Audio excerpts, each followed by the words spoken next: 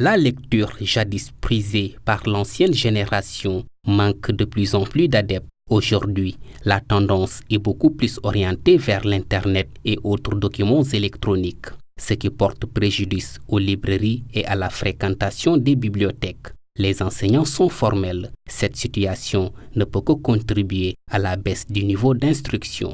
Ce que je veux en dire, c'est d'abord que l'enseignement au Sénégal, c'est l'enseignement du français et en français.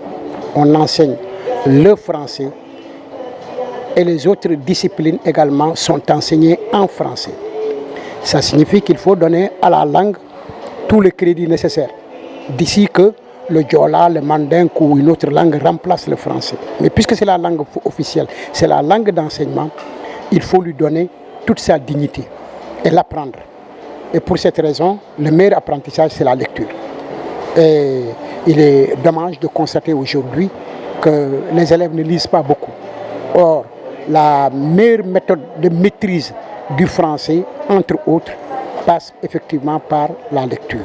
Même nous autres enseignants, nous déplorons cela, parce que ce que le livre peut apporter les autres, n'est-ce pas, moins de communication, bien de qu'appeler, n'est-ce pas, comme cinématique, ce ne peut pas apporter.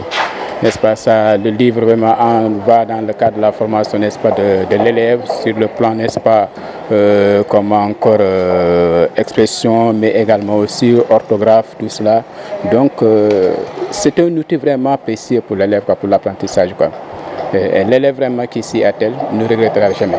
Les nouvelles technologies de l'information et de la communication contribuent à une large diffusion et à l'accessibilité de l'information documentaire. Toutefois, elles doivent être utilisées à bon escient pour être plus bénéfiques, surtout dans le domaine scolaire.